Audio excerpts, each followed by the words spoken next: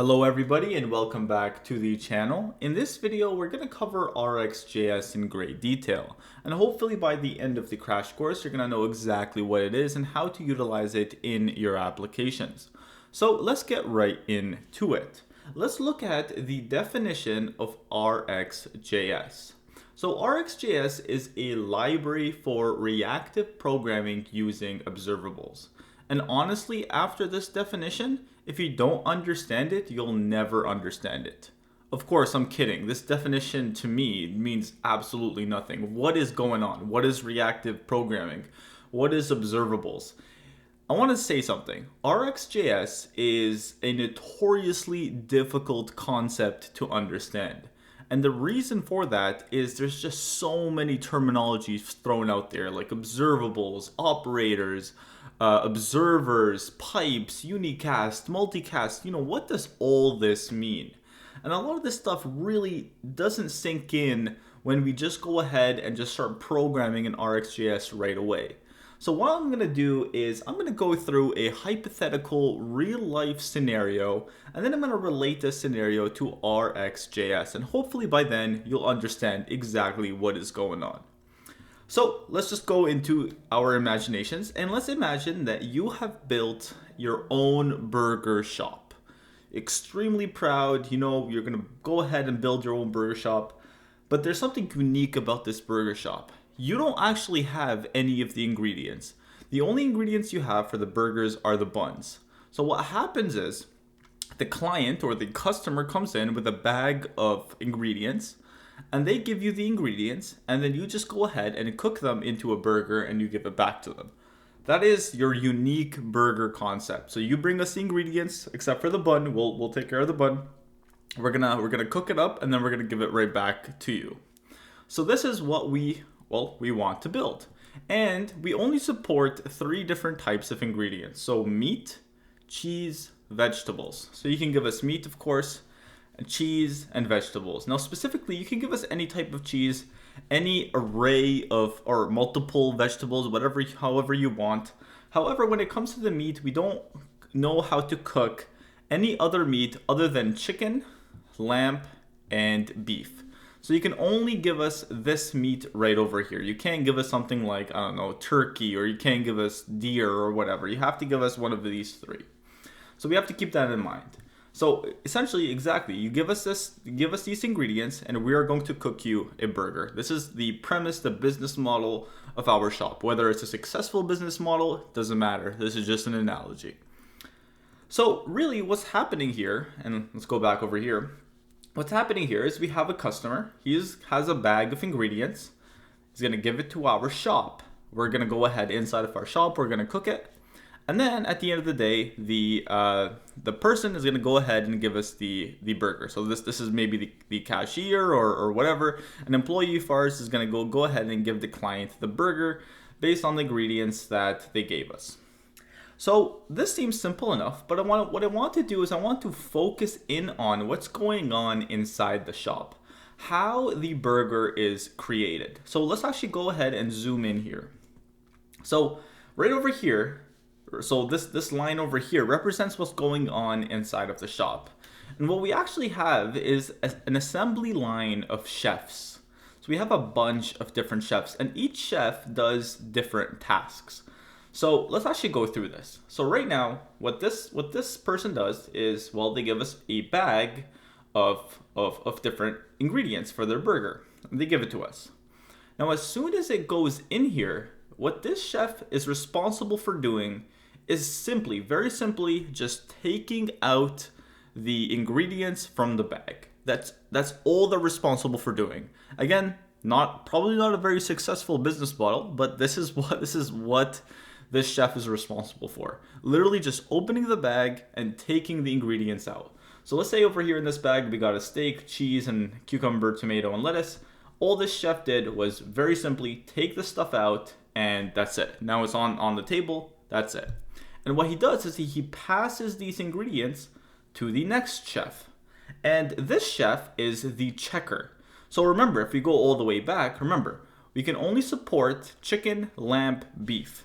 So what this chef does is he looks at the protein And he checks, okay, well, is it either chicken, is it either lamb, or is it beef? If it's not, well, what he's going to do is he's going to go ahead and say, hey, we cannot go ahead and continue on. I'm going to tell the clerk over here, telling them, hey, we can't make this burger. However, if everything's okay, if it's either beef, chicken, or lamb, well, then he passes all the ingredients, not just the beef, all these ingredients to the next chef. Now, this chef is the chef that is responsible for cooking the meat. So, well, whatever the meat is, well, she's an expert in either cooking lamb, chicken, or beef, so she's going to go ahead and cook it. And then afterwards, after the meat is cooked, then she's going to send that all those ingredients along with the cooked protein to this chef. And this chef is simply responsible for assembling the burger. So this chef is just going to assemble the burger with all of the cooked ingredients, as well, of course, as the vegetables and the cheese. And then this last chef is going to send it to the clerk. And now we have a burger, and then this burger, of course, is going to be given to the customer. Now, of course, there's also another scenario. So what the customer can do is they can give us a bag of ingredients, and instead of, having one of the approved meats, the customer can give us maybe one of the non-approved meats. So for example, over here we have pork. Well, in this case, what this chef is going to do is right away inform the clerk, telling her that, hey, this customer gave us a meat that is not supported by us. And so what the clerk is going to do right away is just tell the customer, hey, sorry, we cannot make your burger. And so that is another possible scenario. And actually what happens in this case is, well, the food doesn't actually get passed along to these two other chefs because, well, we cannot assemble this burger. So you might be thinking, well, what in the world is going on here? I wanted to learn all about RxJS. Why am I learning about this hypothetical, probably will 100% fail business idea? Well, this right here, this kind of assembly line, what's going on is very similar to what is going on in RxJS. And let's just get right into it. So remember, what's going on here? Well, we have this customer, he's providing us a bag of ingredients. They go inside of the burger joint. We have an assembly line of things that are going on, but at the end of the day, what we should get is a burger. And this is, of course, if the user supplied us with the correct meat. So let's actually talk a little bit about what is going on right over here. So the customer, what he is doing is he's providing us with a bag. And every single time the customer provides us with a bag, what's going to happen is we're going to have a chain of events that's going to go on inside of the burger joint that's going to somehow transform this bag into a burger. And of course, the bag is a bag of ingredients. So again, let's go through that again. A customer, every single time he gives us a bag of ingredients, we're going to go through a chain of events that's going to process that bag into this burger. So why do we care about this? Well, in RxJS, this is similar to what an observable does. So an observable is something that emits some sort of value. And that's exactly what this customer is doing. The customer is emitting some sort of value, some sort of data. And in this case, you can kind of think of the bag as the data. And every single time this customer or this observable emits data, well, the burger joint, in this case, and we'll talk about the actual terminology for RxJS, is going to process that data in some way, and at the end of the day, we should get some different output. So again, right here, this is the observable. The observable is going to emit some sort of data, and that's going to be processed inside of here. Now, one thing that I want to note is that this customer or this observable can emit multiple data. So they can emit, a piece of data at the 1 second mark, and then 10 seconds later, they can emit another piece of data. And this could be the exact same observable. So in this case, for example, we could have chicken ingredients in here, and then over here we have beef ingredients, created by the exact same customer. And so the exact same customer is going to get, well, a chicken and a beef burger. And then an observable is going to be acting the same way. An observable can emit data, and then it can emit data in 10 seconds later, and then maybe an hour later. So an observable can emit multiple pieces of data that's going to be processed by what's going on in here. And actually, let's start talking about what is going on in here in terms of RxJS. So let's go back to the simple example where we only have one bag or one piece of data. So once this goes into the burger joint, remember what happens. We have an assembly line of chefs, and each chef is going to operate on that bag in some way. So for example, this chef over here, he operated on it, and he transformed that bag into, well, just the ingredients without the bag itself. So what he did is he actually changed the data in some way. And then he passed it on to the next one. And then this chef, he actually didn't change any of the data. Instead, what he did was a simple check. But at the end of the day, he operated on that piece of information in some way. And then he passed it on to the next one. This chef over here actually changed the data by, changing the steak to cooked. And then over here, this one, of course, also changed the data by assembling it together. But really what's happening here is each chef is operating on this bag or this data in RxJS terms in some way. So we have an assembly line of operators that are going to be operating on this data that the observable is going to emit. So once an observable emits data, we have an assembly line of operators that are going to operate on that data. And every single time, the operator is going to operate on it, and then it's going to send that information to the next operator. And then the operator is going to work on that and then send the information to the next operator, and then to the next, and then to the next. So everything that is going on here, this assembly line of operators, is known as the pipe. So you can kind of think as the pipe as the burger joint, and then all the chefs inside of it as the operators. Hope that makes sense.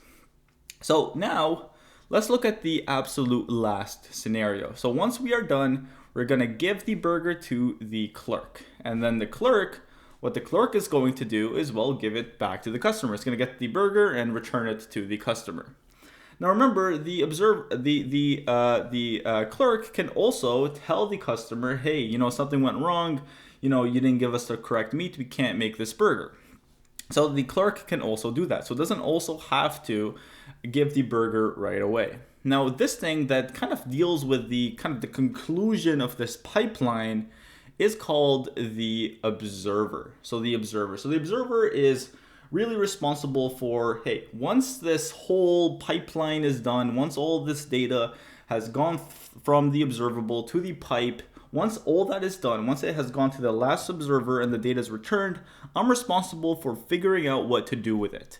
Also, I'm also responsible if some sort of error occurs in the way. I'm also responsible for figuring out what to do with the error. In this case, the error is, hey, if they supplied us with the wrong meat, well, the clerk, its job is to, hey, tell them, hey, we cannot continue on. We can't make this burger. So I hope that makes sense. And what I want to do is I kind of want to symbolize what's going on here through a diagram. And this is a very common diagram that you're going to see all the time when working with RxJS. It's called a marble diagram. And over here we have the marbles. So what's happening here is this arrow right here is symbolizing time. So right here, this is symbolizing time. So you can say this is maybe at 1 second. Over here, maybe it's like at 5 seconds or whatever. And right here, this is a piece of data. So right at the arrow is a piece of data that the observable has emitted. So in this case, we have a bag. And then over here, this shows all of the operators. So this shows all of the operators and how they process that data. So remember, the first operator, what they're going to do is just take out the ingredients from the bag. The second operator is just going to do a check. Then the third operator is going to actually cook the meat. So as you can see, the meat this is chicken. Now you can see that it's cooked chicken. And then the last operator is going to go ahead and actually assemble the burger, the chicken burger in this case. And then over here at the very end, this is the observer that is going to get that burger and then do something with it. In this case, it's going to give it to the client. And so this is a good diagram kind of symbolizing how RxJS works. And of course, this is over time. An observable can send another piece of data. So over here we have another bag, and then the first observer is going to go ahead and take all the ingredients out. In this case, we have steak. And then over here, we're going to do the check with the second observer. And then over here, we're going to have our cooked meat. We're going to assemble our burger, and we're going to give it to the client. Now, of course, we can have errors that go on here. And in this case, the observer would just say, hey, you can't have your burger. So I hope this makes sense. I hope this kind of clears everything up. If it doesn't, I highly recommend just kind of watch it again and try to make sense of it. Maybe even take notes if you can. That always helps me. So now that we got that out of the way and we understand all of the terminology, I hope you guys understand all the terminology, we can actually go on and code out a RxJS example. So let's go ahead and do that in the next section. Now that we have a good understanding of what exactly RxJS is, how it operates, and some of the terminology within it, let's go ahead and get our hands dirty and start coding out an RxJS application. Now let's quickly illustrate exactly what we're going to be building. We're going to be building an RxJS system where we have an observable that is going to emit data that looks like this. So we have an array of objects. And this array is going to be an array of our users. And the object itself is going to be information about one particular user. So over here, you can see that each object is going to have a status indicating whether our user is active or inactive. And also we're going to have a property age indicating the age of our user. So what we're going to do is we're going to build a RxJS system that is going to process this data and figure out the average age of our active users. However, what we want to do is if our active users' age are less than 18, then what we want to do is go ahead and throw an error. So let's actually go ahead and get right into this and build a system like this. So to do this, what we need to do is we need to open up VS Code, of course, or whatever code editor that you're using. I'm using VS Code. So I have a fresh directory. As you can see, there's nothing inside of this directory. I'm going to go ahead and open up my integrated terminal, and I'm going to initialize a new node project. Of course, for this, you're going to need to have node installed. So by the way, I did an npm init-y to do this. And as you can see, let's just zoom in here a little bit. I have my package.json file. So that is pretty much all that I need thus far. And what I want to do is I want to create an index.js file. This is where our code is going to live. This is where our application is going to live. So let's go ahead and let's open up our terminal one more time. And now what I want to do is install RxJS. So I'm going to do npm install, and let me actually go ahead and clear. So this goes all the way to the top. npm install RxJS. So very simple installation, shouldn't take very long. Okay, awesome. So let's first create our observable. So remember, let's go back over here. Oops, let's go all the way over here, just so we can learn about our system some more. So remember, we have an observable, and this observable is going to emit data. And of course, we have a processing pipe, and then we have our observer. So let's create our observable.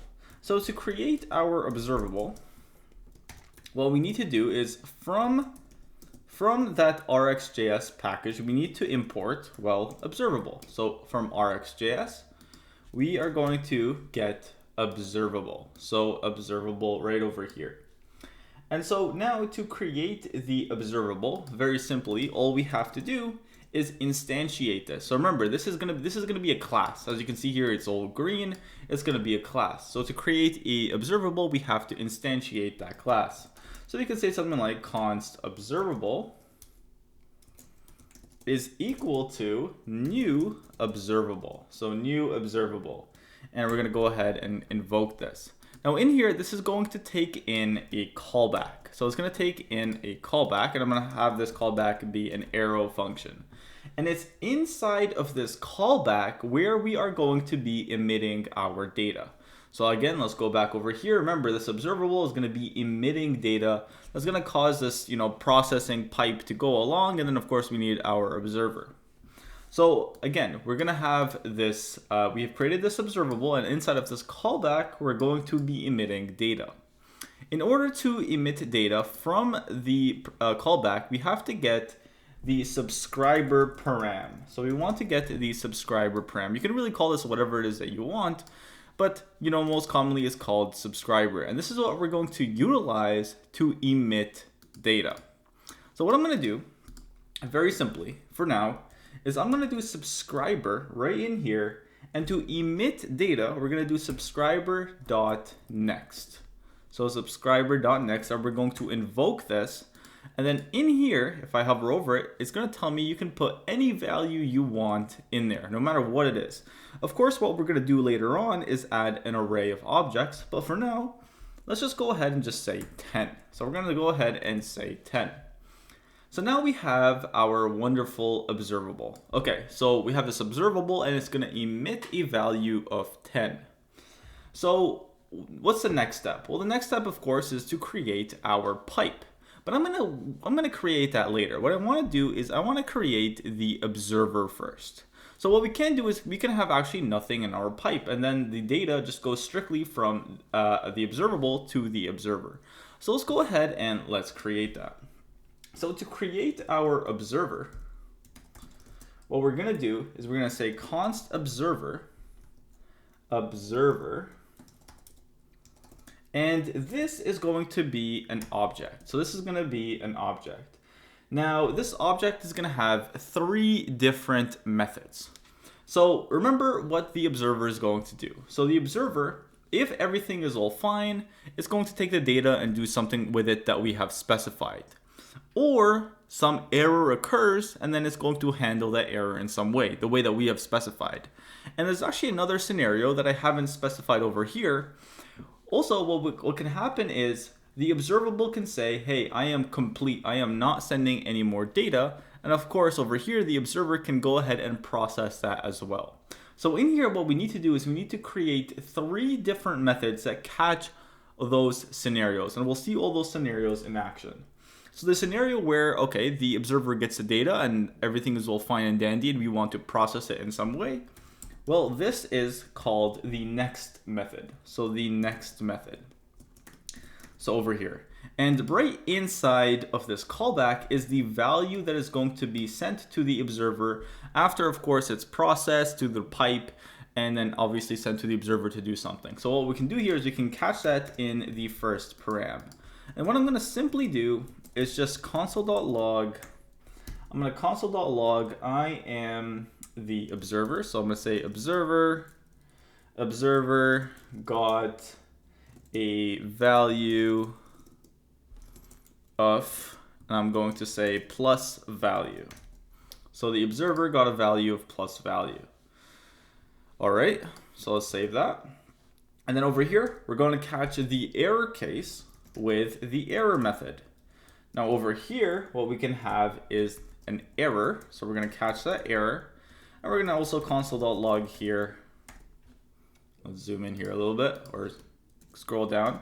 We're going to say that the observable got an error of, and we're going to say plus whatever the error. And the last thing is when the observable is complete, well, we want to catch that as well. We can catch that with the complete method.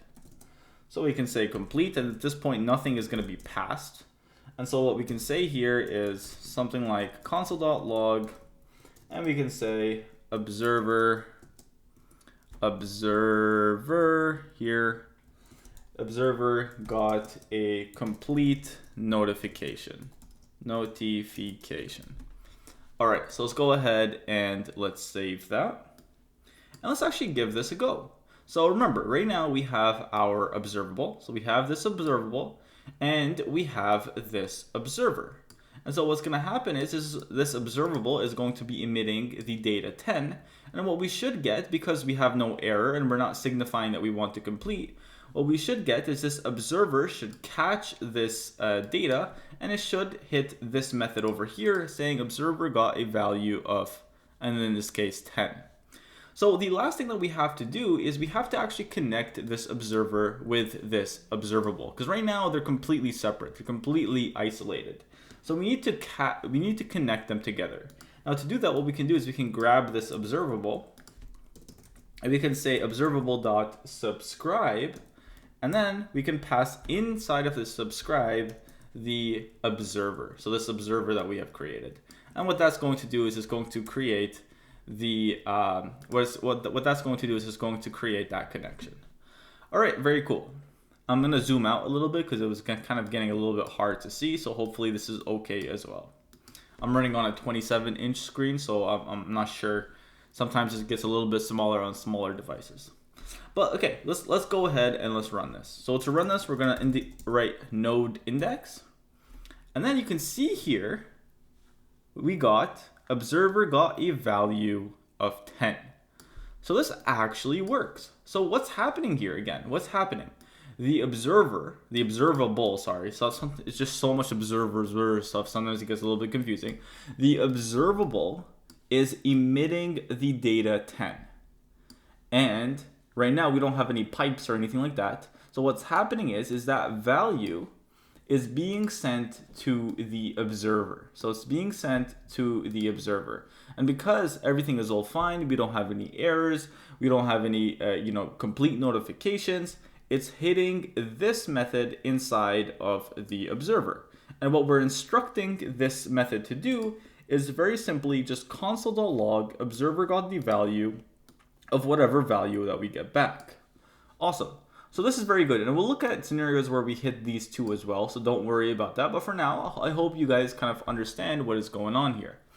So what I want to do is, remember, an observable can emit multiple pieces of data. So what I can do is do something like this. So I can have, subscriber.next so that it emits 10, and then subscriber.next emit 11, and then also emit 12. And if I were to run this, what's going to happen? Let's run this. You can see here that we're emitting this over here. We're emitting this data, and it's going to be caught over here again by the observer, and then over here by the observer, and then over here by the observer. So I hope that makes a lot of sense, and now this is becoming a little bit more clear. So now let's actually go into the example that, we want. We want our observer to be emit that user data. So that user data. And of course, what we want to do is we want to process that inside of our pipe. So let's actually do that in the next section.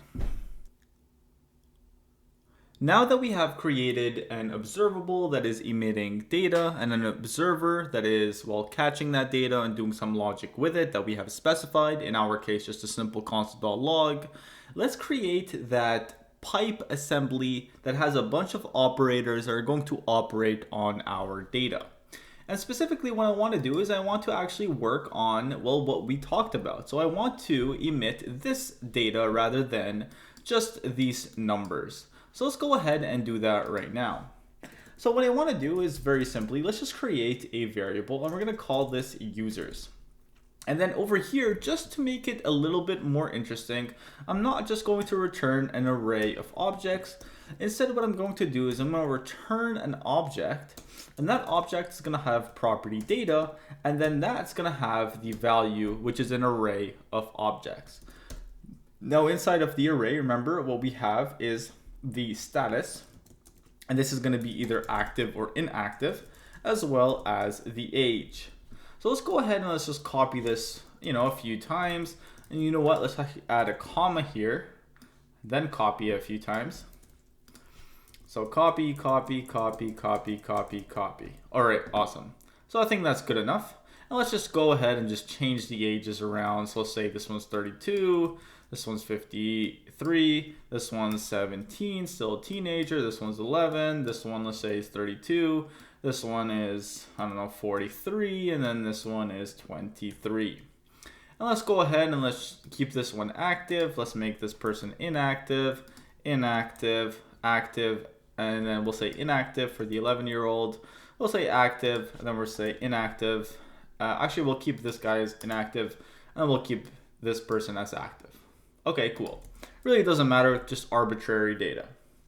And so what I want to do, of course, is I want to emit this data inside of our observable. So over here, let's just get rid of this and let's just say users. So I want to emit this data.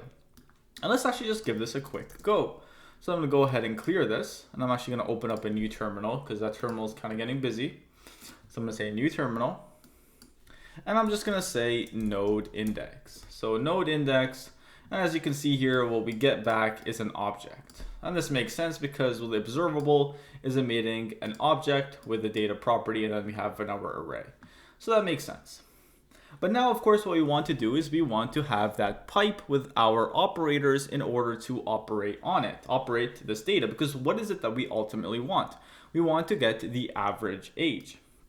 So how are we going to do this? How are we going to create this assembly line inside of our pipe? Well, to do this, what we need to do is go to our observable, and then at the very end, we're going to say dot pipe. And so now what's going to happen is instead of the data flowing directly to the observable, the data is going to flow into any operators inside of our pipe. And then the last operator is going to send that data inside to the observer. Sorry, I may have mixed that up. The observable is now going to send data to the pipe. The operators are going to operate on that. The last operator is going to send it to the observer. So in here, what we need to do is we need to specify an operator. Now to get operators, all we have to do is get it from, well, RxJS. So RxJS has a bunch of different operators that have different tasks and abilities. Now in this section, what we're going to do is we're going to focus in on the map operator. Now as you can see, there's so many different operators. There's map, there's merge map, there's max, there's filter, find, there's also every, there's so many different operators, and each operator has a slightly different task that we can do. So if we have, we want to do something specific, we can actually use a very specific operator to do that. Now the reason why we're going to use the map operator is this is the most generic operator. And what it does is it allows us to just specify the logic that we want to do. And so this is going to make the most sense at the moment, but later on I'll introduce the different types of operators. Okay, so now let's go over here. And then to specify the operator inside of our pipe, I'm going to say map, because this is the operator that we want to do. And map is going to take a callback. And then inside of the callback is the logic of how we want to operate on this data that we get from our observable. And so the first parameter inside of this callback is the data that we get back from the observable. So we can simply say value. And this is a very common convention. And so what do we want to do in this very first operator? Well, the first thing that we actually need to do is we need to have access to this array. Right now it's inside of an object inside of this data property. We need to have access to this array. We need to extract it out. So what we need to do is something like value.data. So won't it be nice if this operator just simply extracted that data from, well, over here and just sent it to the next operator? And this is actually a very common convention. So it's very common to have single operators that do, kind of these small finite tasks. If we went back to this scenario, remember we had this chef, and this chef, all he did was just simply take out the ingredients out of the bag, and then he just gave it on to the next chef.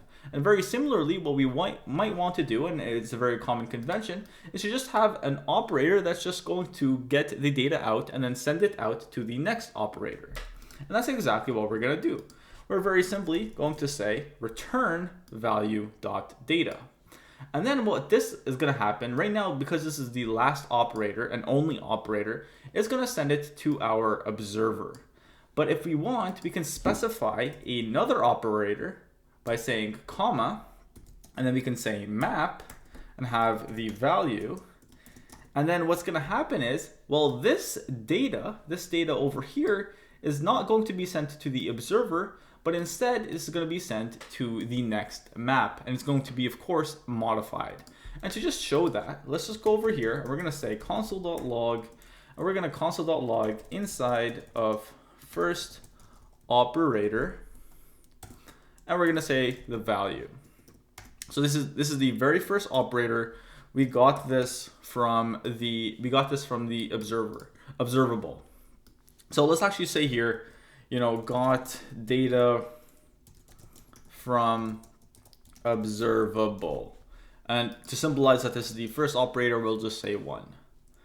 And then over here, what I'm going to say is got data from first operator. And to symbolize that this is the second operator, I'm going to put a 2 over here. And then what I'm going to do is I'm going to go ahead and just send this data. And then this data is going to be sent to the observer because this is the absolute last operator inside of our pipe. So let's go ahead over here and let's just do a clear. Let's actually open up our terminal a little bit more and let's just do a node index. So let's look over here. So this is the first operator. We got the data from the observable. So now we have this object, and then in the object we have the data, and then we have this array. Now over here in this operator, we modified this data. We just got the array from this object and we sent it to the next operator. So we got this data from the first operator, and well, this is the data right over here. And you can see that it is modified. It's asking me for a new Java version. I don't want it.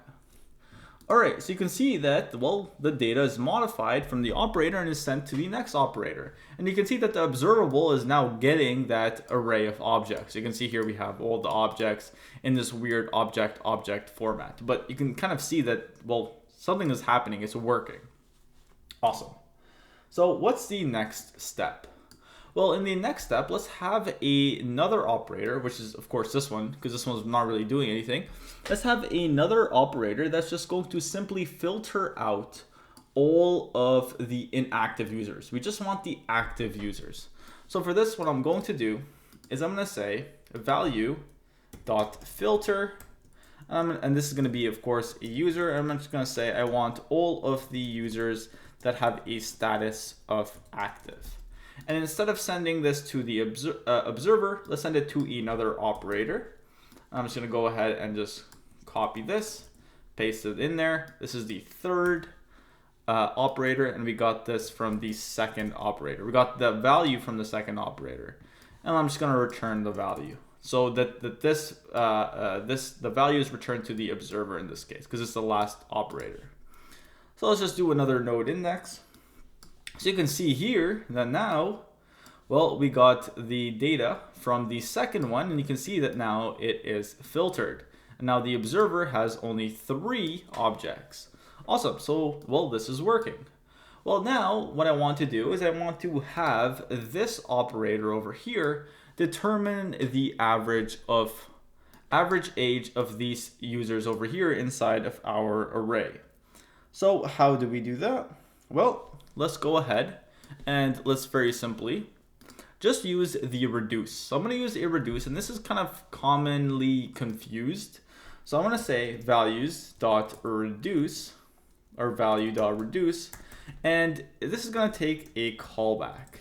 Now the first thing that we're going to pass in is the thing that we want to reduce this array to, because the reduce method is a built-in JavaScript method that is going to reduce the array into anything that we want, whether it's a number, a string, a boolean, whatever. It doesn't really matter. But over here we have to specify that. So what I want to do is I actually want to reduce this array into the sum of all ages. So later I can then just divide it by the length of the array to get the average age. So I'm going to say sum. And then the second parameter is the current element that we're iterating over. And so we can simply say for each iteration, I want to increment the sum by the user age. Now, as the second parameter, what we need to do is pass in the initial value of the sum. And I'm going to say that this is 0. Awesome. So what I'm going to do is I'm going to go ahead and save this and just send this data to our observer. Observer at the very end. So let's go ahead and let's do a node index.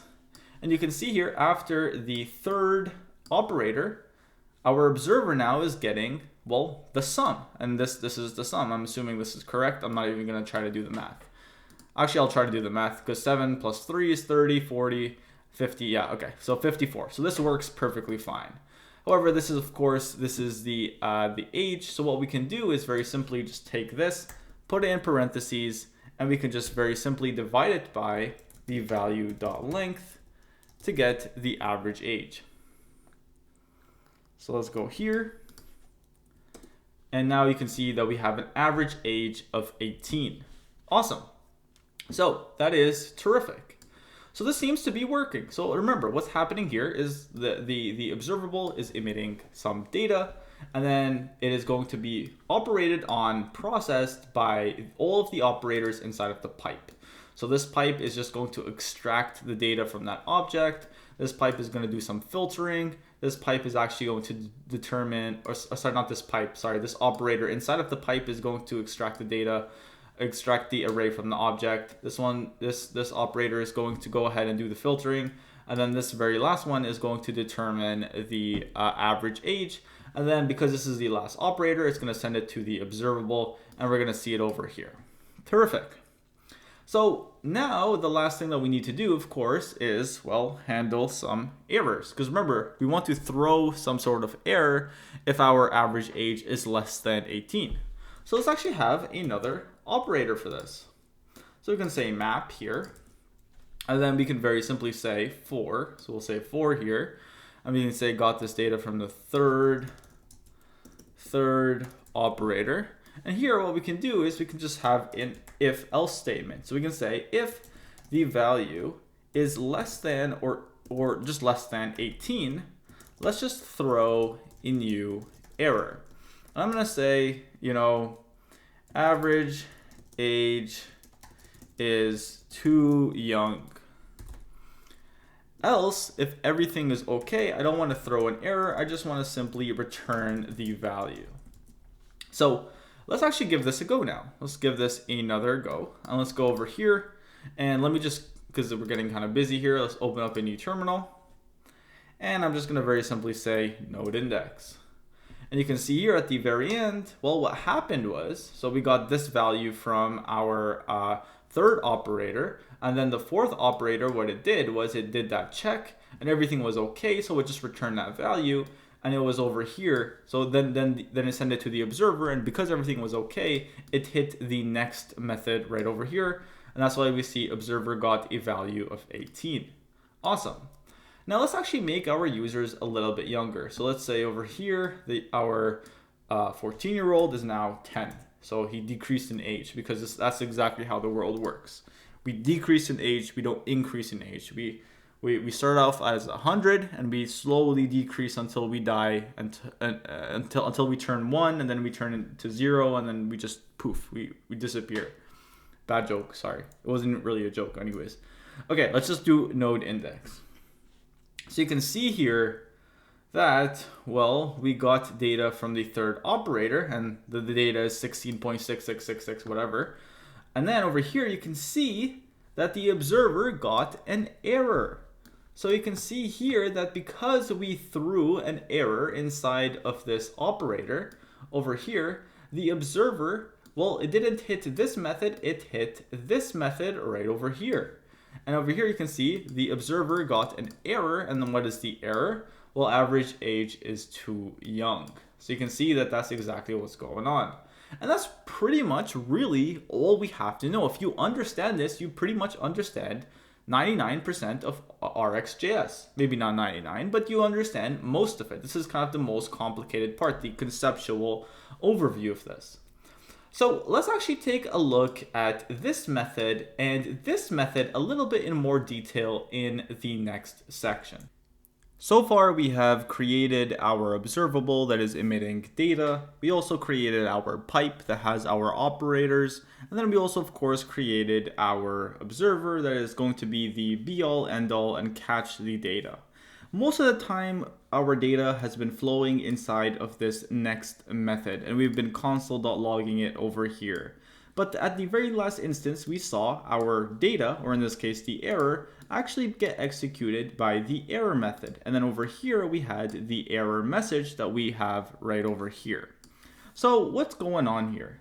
Well, anytime that our operator throws an error, what happens is inside of the observer is going to be caught by the error method. And of course, we're going to have our logic here for handling that error.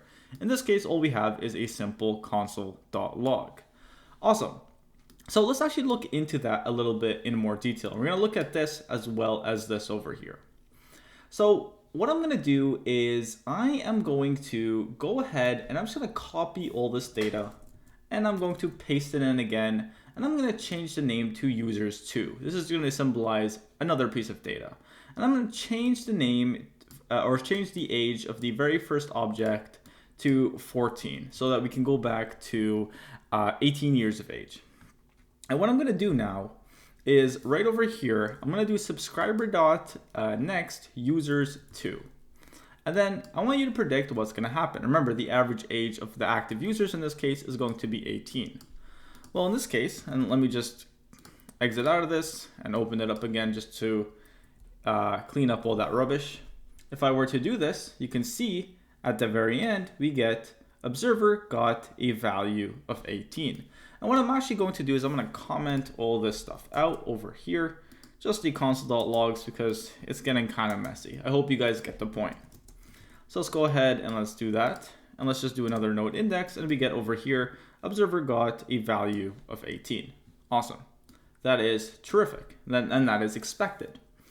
Now, what I'm going to do is I'm going to go ahead and change this to users. Now, in this case, with this data, the average age of our active users is going to be less than 18.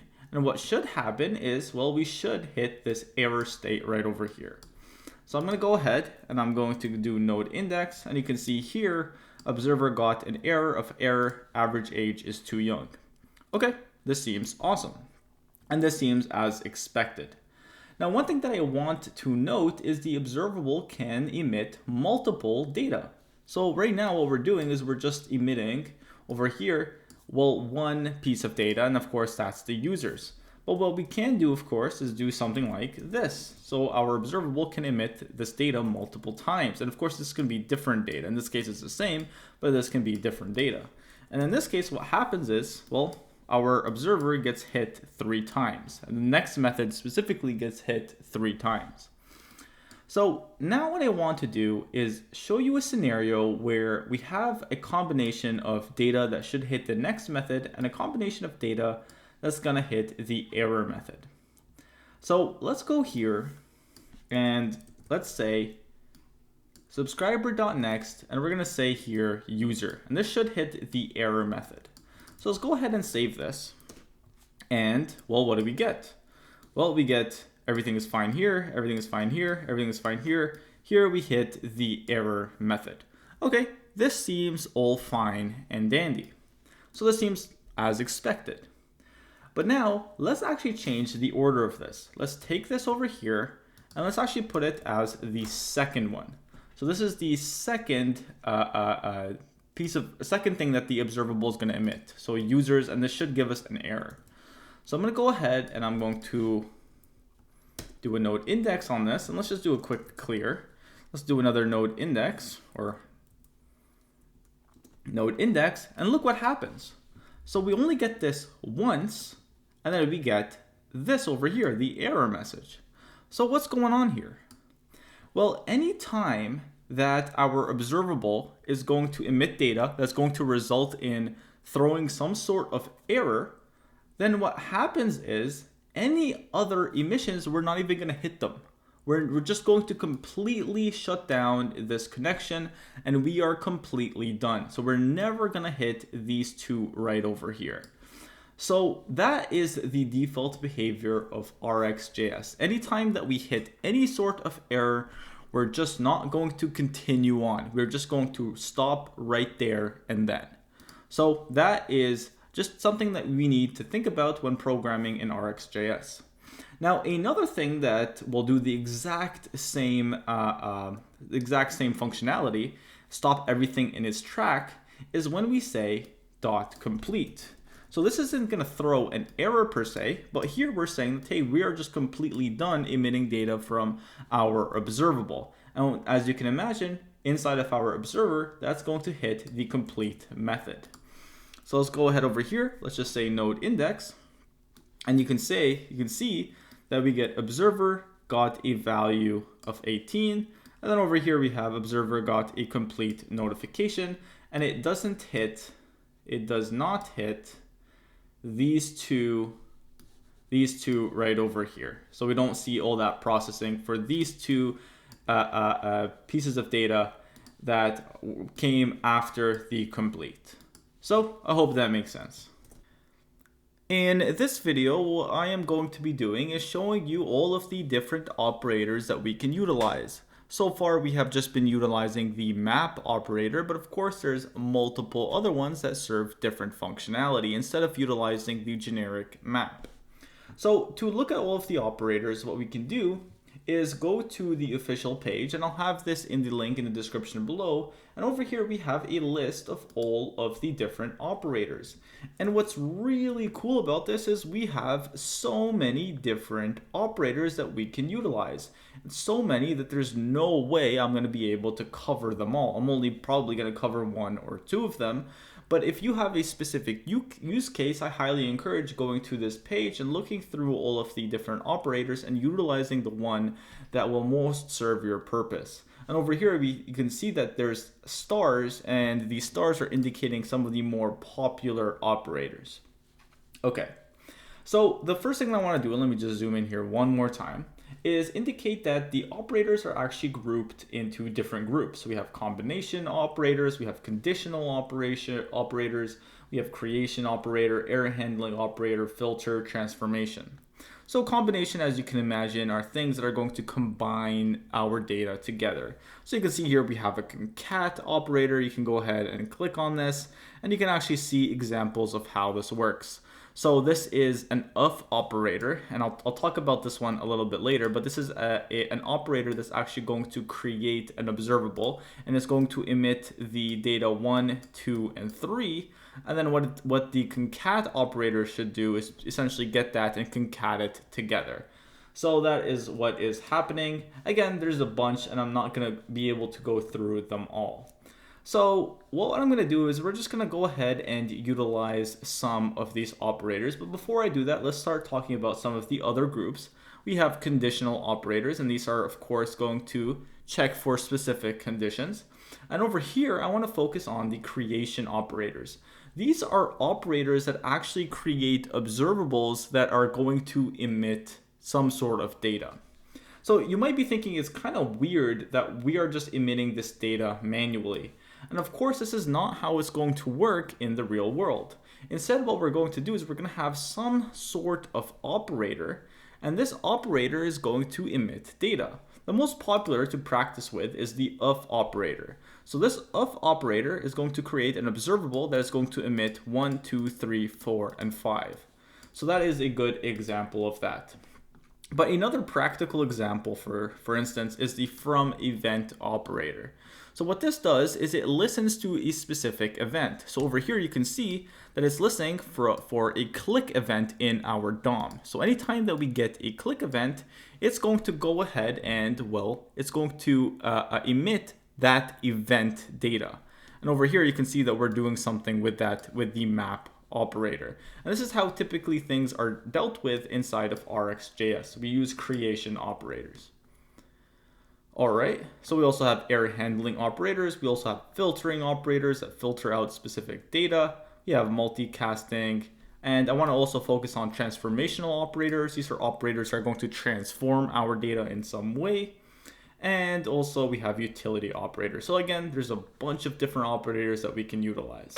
So let's actually go to our application, and I'm just going to utilize another operator. So let's actually look at what we're doing here in the very first operator. All we're doing is very simply just going into an object and taking the data from a specific property. In this case, the data property. So you can see here we have this object, and we're just going into this object and getting the array from the data property.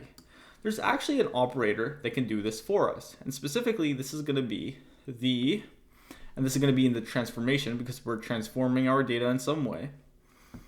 is the pluck operator. That's just going to very simply just pluck out the data from a specific property inside of our object.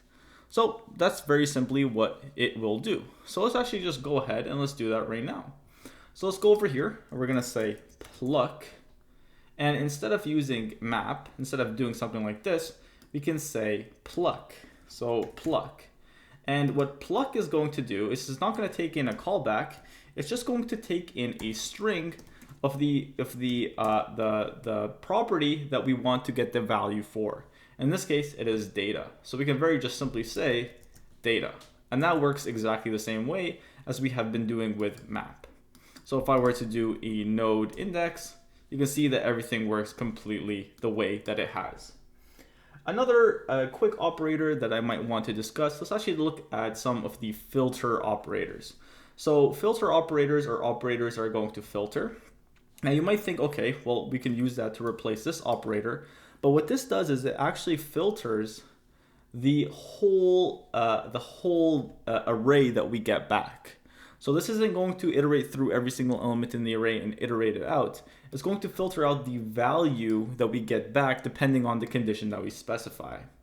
So for example, what we can do here is let's say over here, we can get the filter operator. And let's say we want to completely get rid of the data if the length of that array is less than 5. So what we can do here is we can very simply say filter, and then in here, remember, we're going to get back our data that we get back from pluck. And so what we can say is this is going to be a callback, and this is going to be users, and let's just call this value. And then we're going to say if the value dot length is less than, or we want to continue on and return the data if the value dot length is greater than or equal to 5. So let's go ahead and let's save that. And so right now, if I were to do this, everything seems okay. And what I'm going to do is I'm going to completely remove this. I'm going to remove the complete, and I am going to change. So over here we have this. This is going to throw, okay, so none of this is going to throw an error. But what I'm going to do is I'm going to change this to users, and I'm going to change users back to 14 years of age, so it doesn't throw an error. And let's just go ahead over here and let's just node index just to make sure that everything works fine. However, now for a user, what I'm going to do is I'm just going to make the length of this a little bit shorter. So I'm going to get rid of this guy. I'm going to get rid of this guy. Also get rid of this guy. So over here we have 1, 2, 3, 4, 5. Let's get rid of one more. Let's get rid of this guy. And so now, look what's going to happen. So now what's going to happen is, if I do a node index, what's happening is this data that we are emitting is completely getting filtered out because it's not following this condition that we have specified inside of this operator. So again, there's multiple different operators that we can utilize. I won't be able to cover all of them, but they're all relatively intuitive and easy to understand. All right, awesome. I hope you guys enjoyed my RxJS crash course, and well, I'll see you guys in the next one.